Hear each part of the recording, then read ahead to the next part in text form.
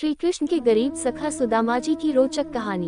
भगवान श्री कृष्ण के कई मित्र थे, जैसे मधुमंगल, सुबाहु, सुबल, भद्र, सुभद्र, मणिभद्र, भोज, तो कृष्ण, वरुथप, श्रीदामा, सुदामा, मधुकंड, अर्जुन, विशाल, रसाल, मकरंद, सदानंद, चंद्रहास, वकुल, शाद, बुद्धि प्रकाश आदि। आओ इन्हीं में से एक सुदामा के बारे में जानते हैं। उज्जैन अवंतिका में स्थित ऋषि सांदीपनि के आश्रम में बचपन में भगवान श्री कृष्ण और बलराम पढ़ते थे। वहाँ उनके कई मित्रों में से एक सुदामा भी थे। सुदामा श्री कृष्ण के खास मित्र थे। वे एक गरीब ब्राह्मण के पुत्र थे। सुदामा और श्री कृष्ण आश्रम से भिक्षा मांगने नगर में जाते थे।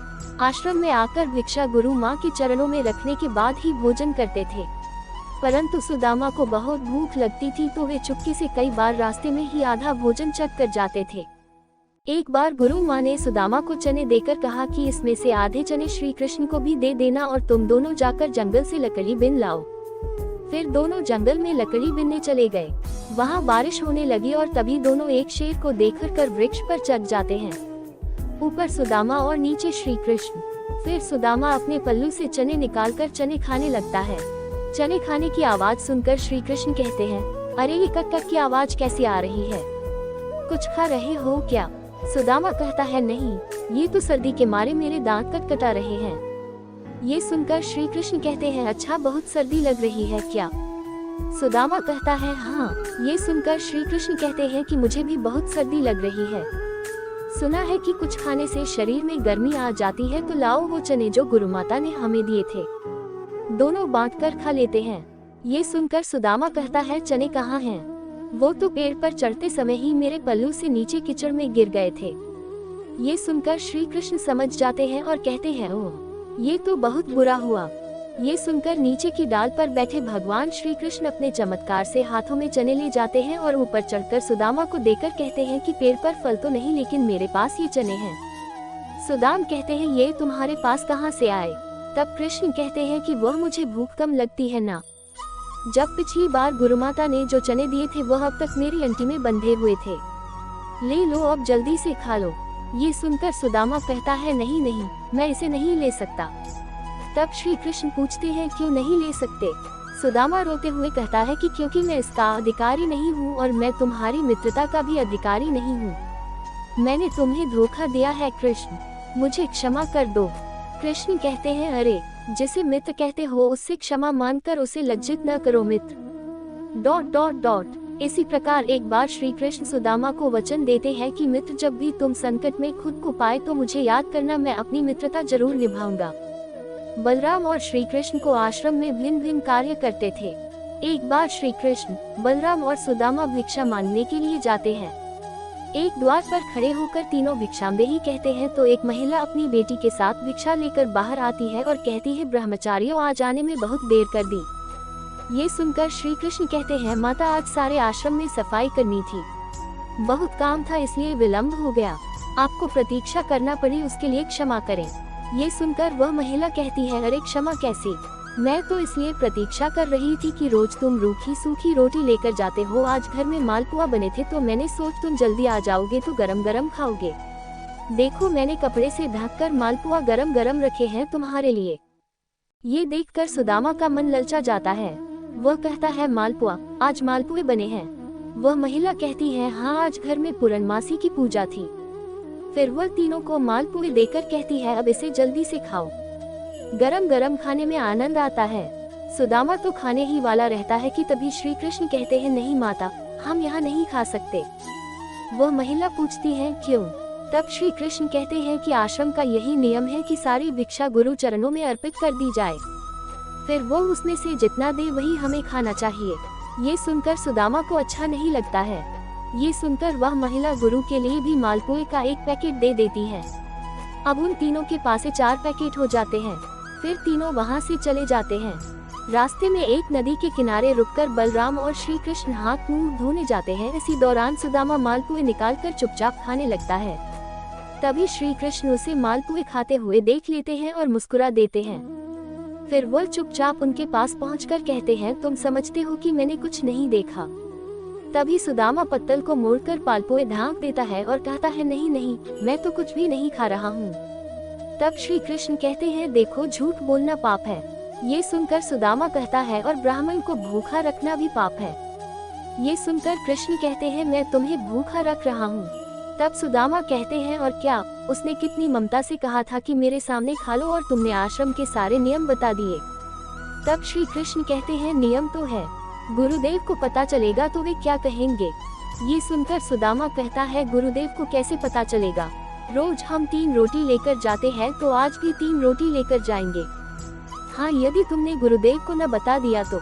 ये सुनकर कृष्ण कहते हैं कि देखो, मैं तुम्हारा मित्र हूँ, और मित्रता का धर्म कहता है कि मित्र की कमजोरी पर पर्दा डालना चाहिए। ये सुनकर सुदामा कहता है, तो तुम नहीं कहोगे। श्री कृष्ण कहते हैं, कदापि नहीं। ये सुनकर सुदामा कहता है, तो फिर सारे मालपुए खा लूं। श्री कृष्ण कहते हैं, हाँ खा लो। फिर सुदामा खा लेता है, तो श्री कृष्ण मालपुए की एक पत्तल निकालकर सुदामा को देते हैं और कहते हैं, ये तुम्हारे हिस्से की भिक्षा हो गई, गुरु माता को दे देना। ये देखकर सुदामा प्रसन्न होकर कहता है, कुछ भी कहो, तुम मित्र बड़े खरे हो। कहते हैं कि सुदामा जी शिक्षा और दीक्षा के बाद अपने ग्राम अस्मावतीपुर, वर्तमान पोरबंदर में भिक्षा मांगकर अपना जीवन यापन करते थे। सुदामा एक गरीब ब्राह्मण थे। विवाह के बाद वे अपनी पत्नी सुशीला और बच्चों को बताते रहते थे कि मेरे मित्र द्वारिका के राजा श्री कृष्ण है, जो बहुत ही उदार और परोपकारी है।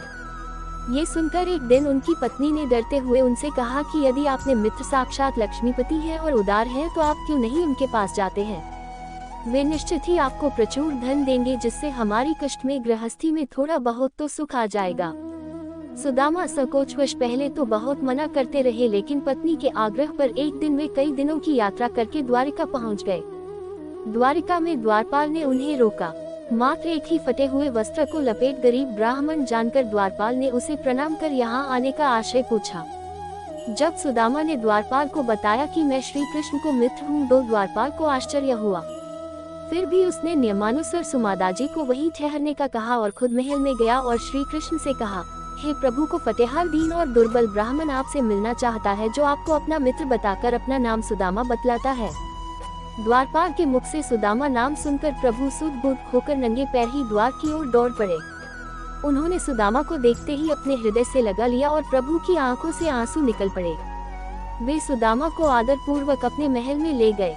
महल में ले जाकर उन्हें सुंदर से आस पर बिठाया और रुक्मिणी संग उनके पैर धोए। कहते हैं कि प्रभु को उनके चरण धोने के जल की आवश्यकता ही नहीं पड़ी। उनकी दीनता और दुर्बलता देखकर उनकी आंखों से आंसुओं की धार बहने लगी। स्नान, भोजन आदि के बाद सुदामा को पलंग पर बिठाकर श्री कृष्ण उनकी चरण सेवा करने लगे और गुरुकुल में बिताए दिनों की बातें करने लगे। बातों ही बातों में ये प्रसंग भी आया कि किस तरह दोनों मित्र वन में समिधा लेने गए थे और रास्ते में मूसलधार वर्षा होने लगी, तो दोनों मित्रों एक वृक्ष पर चढ़कर बैठ गए। सुदामा के पास एक पोटली में दोनों के खाने के लिए गुरुमाता के दिए कुछ चने थे, किंतु वृक्ष पर सुदामा अकेले ही चने खाने लगे। चने खाने की आवाज सुनकर श्री कृष्ण ने पूछा कि क्या खा रहे हैं सखा। सुदामा ने ये सोचकर झूठ बोल दिया कि कुछ चने कृष्ण को भी देने पड़ेंगे। उन्होंने कहा, कुछ खा नहीं रहा हूँ, ये तो ठंड के मारे मेरे दांत कड़कड़ा रहे हैं। इस प्रसंग के दौरान ही श्री कृष्ण ने पूछा, भाभी ने मेरे लिए कुछ तो भेजा होगा। सुदामा संकोचवश एक पोटली छिपा रहे थे। भगवान मन में हंसते हैं कि उस दिन चने छिपाए थे और आज तंदुल छिपा रहा है। फिर भगवान ने सोचा कि जो मुझे कुछ नहीं देता मैं भी उससे कुछ नहीं देता, लेकिन मेरा भक्त है तो अब इससे छीनना ही पड़ेगा। तब उन्होंने तंदुल की पोटली छीन ली और सुदामा के प्रारब्ध कर्मों को क्षीण करने के हेतु तंदुल को बेहद चाव से खाया था। फिर सुदामा ने अपने परिवार आदि के बारे में तो बताया, लेकिन अपनी दरिद्रता के बारे में कुछ नहीं बताया। अंत में प्रभु ने सुदामा को सुंदर शैया पर सुलाया। फिर दूसरे दिन भरपेट भोजन कराने के बाद सुदामा को विदाई दी, किंतु विदाई के दौरान उन्हें कुछ भी नहीं दिया। रास्ते भर सुदामा सोचते रहे कि हो सकता है कि उन्हें इसी कारण से धन नहीं दिया गया होगा कि कहीं उनमें अहंकार न आ जाए। यह विचार करते करते सुदाम अपने मन को समझाते हुए जब घर पहुँचे तो देखा उनकी कुटिया के स्थान पर एक भव्य महल खड़ा है और उनकी पत्नी स्वर्णाभूषणों से लदी हुई तथा सेविकाओं से घिरी हुई है। ये दृश्य देखकर सुदामा की आंखों से आंसू निकल आया और वे सदा के लिए श्री कृष्ण की कृपा से अभिभूत होकर उनकी भक्ति में लग गए। जय श्री कृष्णा। अगर आपको मेरी यह कहानी अच्छी लगी हो तो प्लीज मेरे चैनल को लाइक, सब्सक्राइब और बेल आइकन को प्रेस कर देना। धन्यवाद।